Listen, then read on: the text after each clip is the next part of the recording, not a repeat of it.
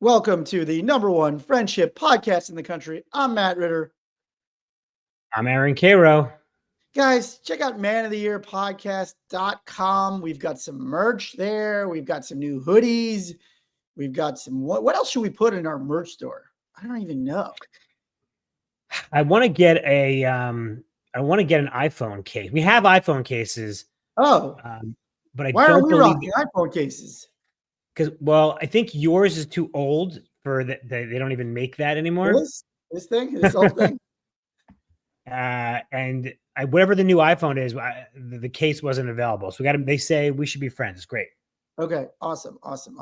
So, Kara, I was thinking about superpowers because I was watching a movie that was 4 hours and there were like 3 Marvel trailers, and it made me realize we've never talked about what your superpower would be. I've always thought it was like a silly convo, but now as an adult, I realized I have one that is like unquestionably the one that most adults wish they could have, which is the ability to nap or fall asleep at a second's notice. Well, I mean, are you just making anything a superpower? No, okay. I hate to say this. Hate to do it. So you're just changing the question. You're just making no, it. I hate to do it. But when you have kids, you now realize that is the world's greatest superpower. Well, no, because the world's greatest superpower would be you know how to read the stock market, make $1 billion tomorrow. You could sleep as much as you want. I mean, you could just say anything. Yeah, but you'd still be a dad. Even if you were a billionaire, you'd still be a dad. Even if you had a million hours of help, you'd still be drained from your child. You think Bezos is drained? You think Bezos is drained on that yacht? He's feeling fine. Well, Lauren Sanchez keeps him fresh, keeps him vibrant. That guy. She wore like, yeah. Oh yeah, I loved her. Oh, I love that. The meme of Zuck catching a glance. Yeah, right. So she wore a bra to the inauguration. I mean, we've lost the plot. Okay, I thought it was elegant. I thought it was elegant, but alluring. But I mean, listen, I would love to do that as someone without kids. That's people fall asleep immediately. It's amazing. But what's funny about it is I used to make fun of my dad had that, like, I don't know if it was his power or just, beaten up by life, but he would come over to my brothers or my sisters when they had kids, and he was supposed to be playing with the kids, and the second he touched the couch, it was almost like, when in movies like The Vanishing, if you ever saw The Vanishing, right? In the 90s and 80s, there were a lot of movies where chloroform was used. Mm-hmm. Remember the good chloroform rag? You just stuck it over somebody's head, and 2 seconds later, to my dad, every couch known to man was basically a chloroform rag. Does that chloroform thing work? Should we try it on each other? No, we should try it on ourselves. Well, no, because it's not safe to do that on yourself. I'll do it to you. I thought you were a good sleeper. I'm a great sleeper. That's what I'm saying. Oh, so you have the superpower. That's what I'm saying. I have the world's greatest superpower. Oh, okay, great, got it. What's yours outside of the Marvel universe? So now you're not even saying things that you want, things that you already have. Well, do you have one? I'm saying there are everyday superpowers that people don't even realize. Oh, got it. I mean, I would have the superpower of organization. I would say that is your superpower. I mean, there is a I've said before, OCD is sort of a blessing and a curse. Yeah. OCD, yes. Like, I feel like, that is a very savant-y trait. It would be like OCD man. Wow, he alphabetized everything. Right. Yeah. Alphabetizer. The alphabetizers. Yeah. The reason that I brought this up is because I was thinking about invisibility and how when you're a kid, you think it's the coolest thing in the world, like you think you just go in. My son now goes into the closet. We put a drape over it. We're like, oh, you're invisible in there. It's the cutest thing. But then I realized as you get older, being invisible is one of the worst feelings in the world. Oh, is this a transition? Good transition. This is the transition from invisibility as a superpower to invisibility as something we never talk about. And I feel like it's something that we should talk about on this pod because I feel like it happens a lot in life. And I don't just mean, oh, invisible, like I don't have friends, I'm walking around invisible to the world. I mean, specifically within your friend circle, I think there's a lot of feelings of invisibility. Do you ever feel like that? Can I detransition you for 1 second, just thinking Yeah. about invisibility as a Mm. superpower? Like, what are you doing besides like looking at naked ladies? Like, what does one even do with that superpower? It's basically just saying, I wish I was a peeping Tom. Right. It's the peeping to super Tom. Yeah, yeah. It's a super, super duper. It's basically it's like I wish I didn't have to climb a tree. I wish I didn't have to hide in bushes. Like, you could only use it for crime, like sneak into a bank and steal their inside information. Like, what else could you do with it? They also just have temperature monitors. You wouldn't even be able to do that anymore.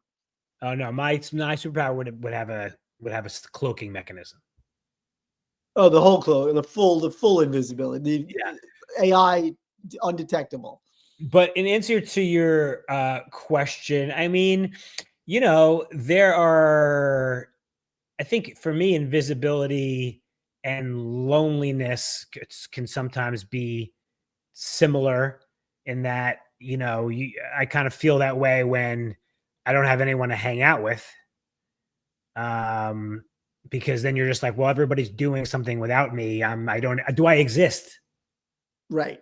So that's the invisibility that's tied, I think, to loneliness, which I think is definitely real. But and Yeah. I think that's a, a crappy feeling, you know. Yeah. But I also I feel like we've talked about loneliness a lot, and we haven't really talked about invisibility within a friend group. Like I don't know, you ever just find out people went somewhere or made a plan, and you're just like, oh, okay, I guess I'm not part of that. Well, we have talked about it before, every once in a while, maybe, but I don't really let it. I don't. It doesn't really bother me because in our group, it's not meant with, Or you or know. or just like like I think it manifests itself that in that way, right? I think it definitely manifests itself like for a lot of people, like, oh, I didn't realize they were going to that, concert or Feeling going to left out. Feeling left out. feeling left Yeah. out. Feeling left out, I think is kind of the first sort of level of feeling invisible, right? Or just yes, I mean, I think not getting invited to stuff, but also just feeling like you're not in the loop a little bit. I think it's a little more than just like not getting invited to something, right? I think not getting invited to something is one thing, but like just generally not feeling like you're like within the group dynamics sometimes. By the way, I don't did you know know if that that's ever our happened. friends were in Mexico this week? Maybe the reason the impetus. Yeah, because I Anytime, will say, anytime anybody's anywhere, even though I don't even want to go to half the stuff, I think I've learned from you where you're just like, well, I want the invite, even though you soft passed most of my invites. yeah. I think you still want the invite because otherwise you feel invisible. But weirdly, if I don't, I don't know, because there's such goodwill. If I don't get the invite, I'm never like, I don't think I've ever been like, why didn't I get invited to somebody? Like, Right. I'm sure you had a reason. Yeah. Um, or just like, I don't know, I think it goes back to too, like the way that some of us carry ourselves makes people believe that we don't need to be checked in on or taken care of as much as other friends. I feel like you're definitely walking around like you don't seem like you need to be checked in on. This actually reminds me of something that I wanted to get your take on that I've actually hadn't had a chance to ask you about. So last year, this is tangential, but last year my uncle passed away, Mhm. and he wasn't like closest relative. He was ill for a while. Um, Not that it makes it any better, but I'm saying it wasn't like a super close. And I only really mentioned it to a few people, and people, of course, were very nice. You like, do you need anything? And then Fireball Adam, you mentioned to him, and he texted me, and I actually felt a little, let's say, silly of Mhm. like, oh, I'm fine, like it's my, uh, we're taking care of stuff. My family's visiting, but I'm okay. This is not like, God forbid, a parent or someone passed away. And I was kind of like, I was almost like, don't waste your, do you need Mm, anything from me? And so then I went, my parents came out, went to the funeral. I was driving home. I was reflecting. And I was like, that actually was really nice. mhm, Like, I didn't need it. mhm. Uh, and I felt quite seen. That's why you reminded me. I don't know. What did you think about it? Is that silly that I was like, eh? No, because I think you and I are probably similar in this respect. Like this just happened to me with the fires that happened. People were asking me if I was okay, and I was just like, "I'm fine. Don't ask me." Yeah. And I think we have these defense walls built up. Like we've created this thing for whatever reason. Everybody does it differently. They create this perception of themselves, and it's internal, but it's also external. And you think that you've shown the world you're good, and it's a positive trait a lot of times. Like, hey, I'm not. I've got my stuff under control.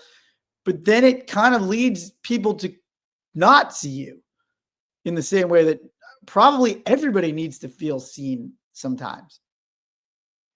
But in your case, you're saying people did reach out to you. So isn't that the opposite? Yeah, but I had the reaction that you're talking about. That Oh, like okay. I don't need Right.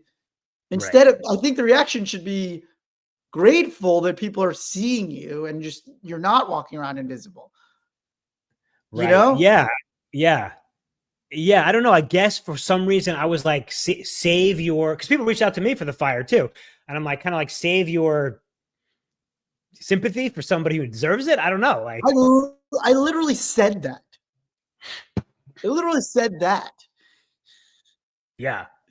Like I was at school and one of the administrators, I like, just save it. You have so many people because I felt that they were checking in on every parent. I was just like, just save it. I'm good. And I really was good. So maybe there is for that one, I really was good, but I think this idea that I walk around and you walk around, probably our default is I'm good, save it for somebody else, is Hmm. maybe not all that healthy.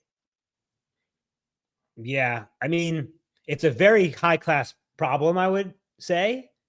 Yeah. No, And I was just thinking about invisibility because yeah. like there are a lot of times where I'm like, man, does anybody? I don't know, man. I go through these phases where I'm like, does anybody care about me? Does anybody know what's going on in my head or emotionally? Would anyone even care? Do I want to burden anybody with that? And it's usually the answer is no in my mind. I'm like, nobody cares, nobody wants to know, and I don't want to bother anybody with it. And so then I'm walking around, and then I get those feelings of like, wait, am I making myself invisible for no reason? Now, where did we land on? This was like a couple years ago in the pod. Where do we land on with between me and you that if you don't hear from me, that you need to like break down a door? Do we say 72 hours? That's too long. That's too long. I might have said that back then. Okay. You're We right. should shorten it to 36. I mean, at 24, you got to start calling around. You gotta get a ping going. I gotta get at least a ping, a cell phone tower ping. Because for me, I mean, I'm being a little glib. Yeah. At least you have a wife who somewhat cares about you. Right. Right. And I worry about that too. I honestly, I do worry about that with people that are single. It is like I have to I make her see me. Right? She doesn't want to see you. Yeah. Like yeah, she definitely wishes I was visible sometimes. Yeah, she But sees you yeah, non-consensually. yeah, exactly. I don't know. I did want to talk, just about feeling overlooked in a friend group and some tips for people who may kind of feel that dynamic of, because I just have thought about different scenarios. Sometimes it's nobody's checking in on me, but other times it's like, oh, they're making plans without me. Other times still it's like, I don't know what they're talking about. They're like having a convo that they've been having that I'm not at all part of, and that's fine. Sometimes you just find yourself in the outer rings of other circles, and you just don't feel included. And I think there's probably just introverted people that I wanted to talk to too that probably feel, that if they're quiet, they don't really get their sort of needs met necessarily in a group or in friendship. Well, I was actually thinking about this when you mentioned this to me the other day. So you know how we talk about a one-on-one friendship, it's never 50-50, but you want to give and Yeah. take and you want to be ambidextrous or whatever. And to me, what you're sort of suggesting, we haven't talked about the group dynamic, Yes. which is, there's in every group, there's one guy, a couple people who are more the extroverted leaders, planners, doers, gregarious. And then there's sometimes people who are kind of like the last man in. Mm-hmm. Like, I've been in groups like that where you're not like, you're not as secure as you could be. Yeah. And I think that's sort of what you're, it's almost like a text to our 4-person text group from any 4 of us is pretty equal weight. Yep. But I imagine there's plenty of text groups where like one person, they just get ignored. Right. Your place is not secure almost. It's almost like Premier League soccer for friendship. Like you could get relegated. Right. Yeah, you feel relegated, and that's a horrible feeling too. So I wanted to talk about I just want to talk about like how can we address this? What can we do about that? I thought for whatever reason, I feel like you were good at this, and like when you didn't get invited or something, I always feel like you make a joke out of it in a good way. Of like, I didn't even know about that dinner, or like I didn't even know you went to that concert. Like I don't know, I just feel like your tone makes it like totally okay when you do that. Yeah, I mean, again, I'm a bad example because I'm coming from a place of extreme security. Yeah. But I think if that's your place in the friend group, number one, I would default to our number one tip of the entire podcast was be the friend, which is that if you're waiting for the other people in the group to acknowledge you or make the plans or include you, take the initiative yourself and plan something.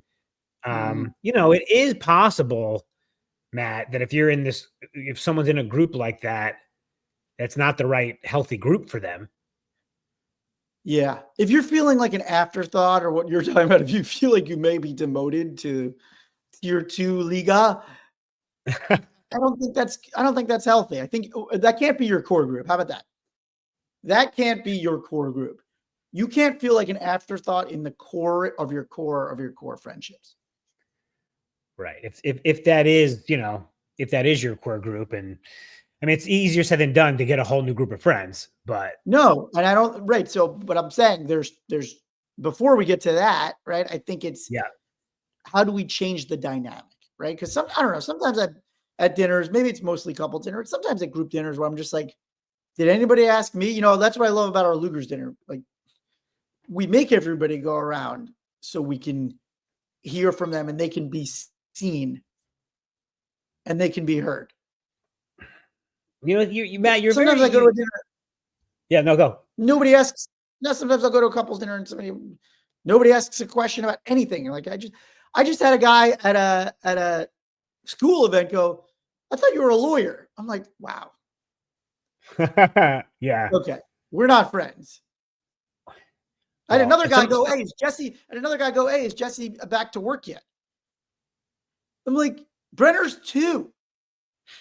You don't listen to Well, me. are they good? Are they good friends? No. Yeah. But it still bothered me for the same reason. I'm like, oh, okay. So I'm not like a person you care about, or like you're not listening to me. But you care about them? Well, enough to at least know those things. So, but again, yes, I think that's why it bothered me. I'm like, wait, like you don't even know the most basic thing about me, that I haven't been a lawyer in 13 years. What was I just going to say? Some of that, some of that is we're victims of our own. Sometimes I get that way on a date because I ask a lot of questions and I'm generally curious and inquisitive, and then nobody asks anything about me. And doesn't that bother you?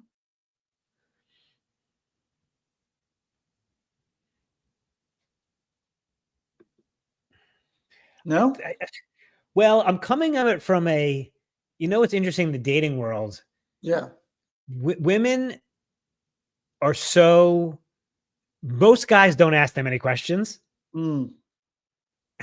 So they're like, oh, this is never, it's a good thing. It's almost, I don't think they're not asking me anything because they're not interested. They're just like, no one's ever asked me anything, so I'm going to answer all your questions. And like, okay. Because most guys on dates are just reciting their success, their track record. I'll get to that. I mean, The that's a question, by crypto. the way, Matt. You appreciate this when someone goes, "What do you do?" I'm like, "Well, do you want the long version, the medium version?" You know, Uh, Tough um, question. I mean, I can't blame the guy for thinking I'm a lawyer. It's too hard to explain everything else. should we take a listener question? Come back to this. Yeah, yeah. All right, we'll be right back. Guys, this is Asking for a Friend. If you have a friendship question or ethical dilemma, send it to us on Instagram. Our handle is Man of the Year Podcast, and we will answer it on the show. Matt, take it away. Okay, I love this one. So, hey guys, love the pod. I just got back from a trip with a group of friends, and I swear I felt like an NPC the whole time. You know what that is? Yeah, non-playable character. Yeah. Nobody asked my input for plans. I kept getting stuck in the worst hotel room.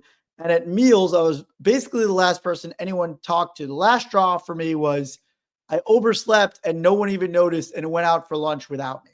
Am I overthinking this, or is this a sign I need to reevaluate my friendships?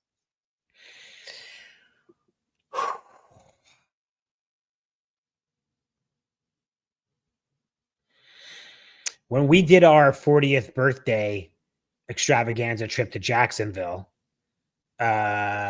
I believe me and one of our buddies, had a little too much to drink, and we slept the next day, and everybody left without us. By the way, I'm usually on the lead. Sorry, I don't remember this.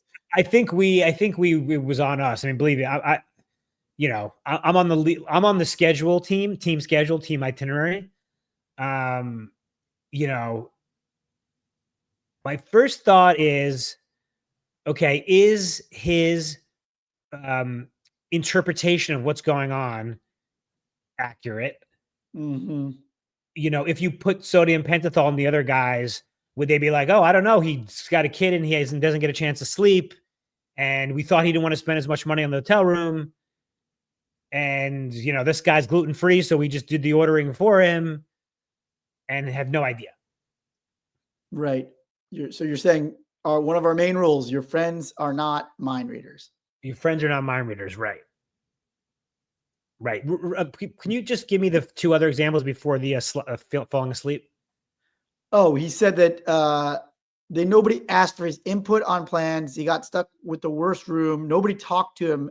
He basically said nobody talked to him while they were eating, and then he passed out and they skipped him for lunch. They didn't even check in. Well, the input on plans. Did you give input, or are you just sitting there wing like, when we make plans, unless you say something, you're going in the Airbnb that somebody else picked. Right. Right. And if you're not the planner of the group, I don't think you should take that as any sort of personal affront. I mean, you would love to not be asked for input. Oh yeah, if it's all worked out, sign me up. Now, the people not speaking to him, that I'm worried about. Now, again, he could just Matt, have we ever talked about this? Like when you come to a dinner, a bigger dinner, a birthday dinner, maybe it's like middle, outer circle, and you're kind of sitting at the end. So many horrible feelings. No, there's so many horrible feelings about that. Or how about showing up late to a big group dinner where you don't know that many people? Well, I would never do that. Oof. You ever been there? Nobody gets up. Nobody even just give me the chills. Oh, yeah, nobody gets up. The chills, man. The chills. I hate when that happens. We did something the other day. I felt it was out of character for me and Jess. She ran into one of her good friends' younger sisters. I didn't even totally remember who it was. And she was sitting with two of her friends, and she got up and Jesse started talking to her. And I was standing behind Jesse, and these two girls kept eating, and we never did that thing, the at least cursory intro. Someone you didn't even know?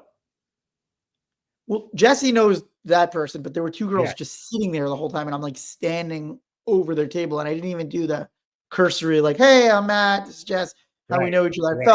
It felt it was beneath me to do that. I should have done better in that moment. Let me ask you this. So, you know how we were talking many, many episodes ago about what was it, the cult of celebrity and hero worship and everything. Yeah. And I think it's insane that if we met King Charles, do we have to bow? I think I would. I'm a monarchist, right? Have we never talked about this? No, because that feels out of character for you. Yeah, no, I deeply believe that it's way better than every 4 years you flip everything in your entire government upside down and then you do it back the other way, then you do it back the other way instead of just a family that's been groomed to lord over us for But they do millennia. that anyway in the UK. No, no, my point is I'm a real monarchist. I'm Oh, talking about you like absolute. I want them to be the head of church and state. so you want someone in charge of you just because their great great great grandfather like fucked a Habsburg or something. Absolutely. Absolutely. I mean, they are so much, it's just deeply ingrained. They've got that royal blood. You don't believe in royal blood? I mean, it's got a lot of extra chromosomes in it. Oh yeah, I know it's but also just that, they've got all those people teaching them from day. You ever see The Last Emperor, the little one of the Eddie, Chinese dynasties and huh? Eddie Murphy? No, that's the Golden Child. No, that's cool. The Last Emperor was just this little kid who was groomed from birth to be the emperor, and he just like he had all these people around him teaching him everything about the world. I mean, Like he think was doing about politics at age 7. He was having like political meetings at age 7. Like when in Game of Thrones when like the son is at the table learning. yeah. But you're also, and the flip side is that you're like some chick, you're at a college party, you meet a guy, you hook up, and then 10 years later, you're the Queen of England. Mm, Or 30 years later. I mm. mean, like, it's insane. Well, I don't believe in letting non-royals marry in. So you're really like married. Yeah. Okay. All right. Let them lord over us. Well, that was a really roundabout way to get to. Oh yeah, where were we? Well, no, I was making a point was that like I do like a stand-up when a new friend enters. That should be a rule on our pod. Stand Okay. up. When somebody comes to a table and it's obviously a cold table they're walking into, get up. Be the one to get up. Okay, so interesting. That I want to go back to that. I was saying you're with your friends, your good friends. Okay. It's not even at a table. You come over to watch a Super Bowl. I stand up to greet you. Yes. I mean, that should be a no-brainer, and we have people that we have issues with on that front in my Oh, universe. so I think that's less of a cut and dry rule than what you're saying. Less of a cut and dry rule? Oh, when you see family or friends, you absolutely get up and give them a greeting. You love them. I'm saying I want to extend it to the cold room where somebody may feel invisible when they walk in. You know better. I knew better. Like from now on, anytime somebody does that, I want to get up. I want to be the guy that gets up, says, "Hey, I'm Matt." Because what I in that situation, Matt, I've been there. It's like you're not the leader in that group. So like, why didn't the other people should have stood up and then you followed? They didn't do it. If they falter, you should do it. We should be the leaders always.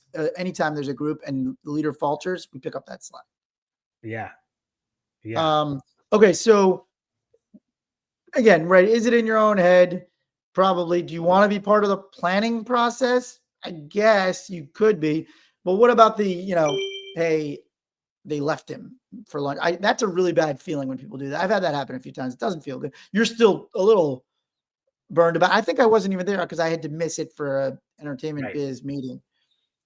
No, I'm more upset about the people not talking to him than the oversleeping. What if he didn't pick up the phone or no one got him or they had a time to meet? I mean, feeling ignored at a table with your friends. Again, I think you're right. A lot of it is like, is that really happening? But if it is happening, how do you sort of change that up?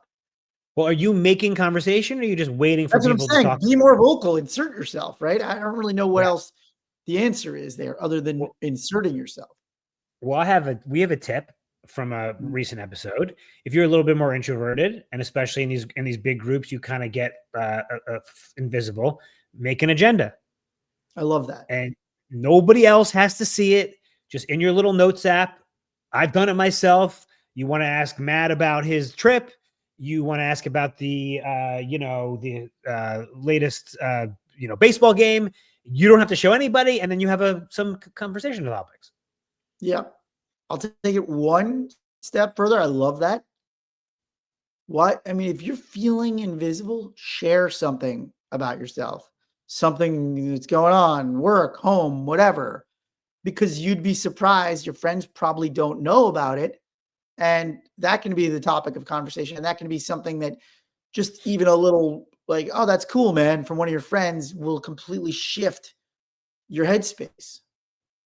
I love that. Be a little vulnerable. Yeah, be a little vulnerable. But anyway, listen, enjoy the sleep in. Yeah. Hey, you got some much needed R&R. At a Vegas bachelor party I went to like a dozen years ago. This is my buddy Rob from Wall Street. They were all going go-karting. And I Mm, was kind of like, we went out hard the night before. I just kind of like shut my phone off, woke up, everybody was gone, leisurely got showered, everything. They came back full of welts yeah. and cuts. And I was like, thank God I didn't do that. I did go-karting at my brother's bachelor party, but I was only 26 or he got married young. And so it Yeah. was fine. But then at 40, somebody invited me to a corporate thing. I'm like, my back is not, I'm not even insured for that. You're, and I feel like I'm right behind you because I actually tweaked myself about an hour ago. You're leading with your back in a lot of your decisions. Oh yeah. You got to protect the back. You just to get a kid out of a crib every day is a danger zone. Every morning when you wake up, just one wrong reach and you're out for 3 months. What does Brenner weigh these days?